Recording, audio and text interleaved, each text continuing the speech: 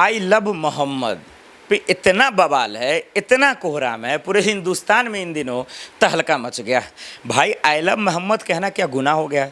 अगर हिंदू कह दे, पंडित कह दे या कोई मौलाना कह दे तो आखिर आपत्ति जिसको हो रही है वो कौन है? क्यों इस पर एफआईआर दर्ज हो रहे हैं? क्यों इस पर जेल में भेजा जा रहा है? ये अब सवाल उठना शुरू हो गया आई लव मोहम्मद को लेकर।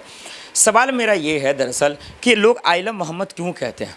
आई लव मोहम्मद का मतलब एक्चुअली में क्या है? इसको ज़रा सा बारीक से समझिए दर्शकों, और आप लोग खुद फैसला कीजिए कि जो लोग इस पर सियासत कर रहे हैं, जो लोग इस पर राजनीति कर रहे हैं, उनकी मंशा क्या है, वो चाहते क्या है, और आई लव मोहम्मद कहने वाले लोग या कहलवाने वाले लोग या इसके कर्ता धर्ता कौन है? आइए समझिएगा, इस वीडियो में शुरू से आखिर तक रहिए, आपको दूध का दूध पानी का पानी हो जाएगा, समझिएगा।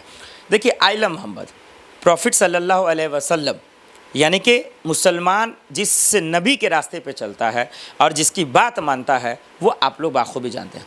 लेकिन हज़रत मोहम्मद सल्लल्लाहु अलैहि वसल्लम की अहमियत को, उनके किरदार को लोग नहीं समझना चाहता है।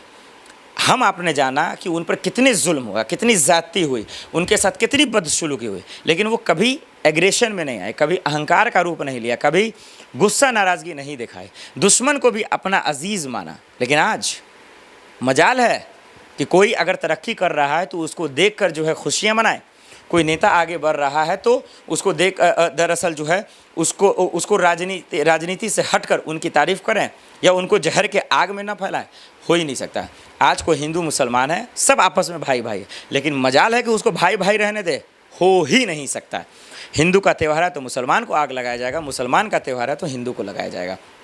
ये जानबूझकर एक नैरेटिव है। अगर कोई आई लव मोहम्मद कहता है, अगर मुसलमान अपने इस्लाम को हिफाजत करना चाहता है, उसकी बातचीत करता है, अगर कोई मुसलमान आई लव मोहम्मद कहता है तो इसमें कोई एतराज़ नहीं। लेकिन इसी आई लव मोहम्मद को किसी को चिढ़ाने के लिए कह रहा है।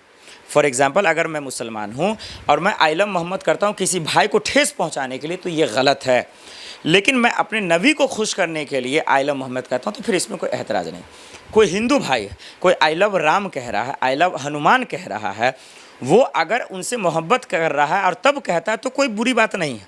लेकिन वही आई लव रहमान, माफ़ कीजिए, राम और जो है हनुमान कह रहा है किसी को चिढ़ाने के लिए, फिर ये गलत है। अब इस पे जो सियासत और राजनीति आ रही है, धर्म के ठेकेदार आ रहे हैं, अपना अपना फतवा दे रहे हैं, अपना अपना जो है ज्ञान पेल रहे हैं, तो भैया इससे बचिए, इसके चक्कर में मत आइए, अपने बच्चों को समझाइए, इस भीड़ से बचाइए, ये धर्म जात पात से हट कर रहिए। ये सियासत करने वाले लोग आपके बच्चों को जीने नहीं देंगे, समाज को जीने नहीं देंगे। इससे बचने का काम कीजिए। आई लव मोहम्मद को अपने मोहम्मद पे रहने दीजिए, और जो जात पात, जो जिसके धर्म है, चाहे हिंदू मुस्लिम सिख ईसाई, जिसके भी जो मानने वाले, उनका आस्था को उनके आस्था तक रहने दीजिए। उनके आस्था को ठेस पहुँचाने का हक आपको किसी ने नहीं दिया है, तो इस बात का ख्याल आप ज़रूर रखें।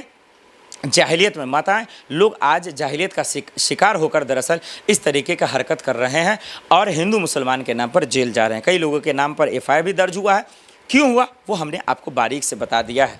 ये चाहे सोशल मीडिया हो, ट्विटर हो, एक्स पर ये ट्रेंड जो कर रहा है इन दिनों, ये सब फालतू है। कोई हिंदू अगर आई लव मोहम्मद कह रहा है या कोई मुसलमान कह रहा है, वो अपने घर तक रखें, अपने निजी ज़िंदगी में रखें, समाज के बीच में ना लाए। नफ़रत फैलाने के लिए, किसी को ठेस पहुंचाने के लिए, ये कानूनी रूप से भी गलत है।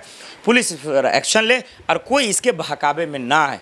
ये बात मैं बार बार सोशल मीडिया से अपील कर रहा हूँ। नेताओं के जाल में बिछाए हुए नेटवर्क से बचें, हिंदू मुसलमान की राजनीति से बचें और अपने बच्चों को बचाएं, क्योंकि ये एक ऐसा अफीम है, ये एक ऐसा ख़तरनाक जहर है और एक ऐसा जो है ये जहर है जिससे कोई आज तक बचा नहीं है। उम्मीद है कि आप इस वीडियो को देखकर अच्छे लोगों की बातों को सुनकर इससे ज़रूर बचेंगे।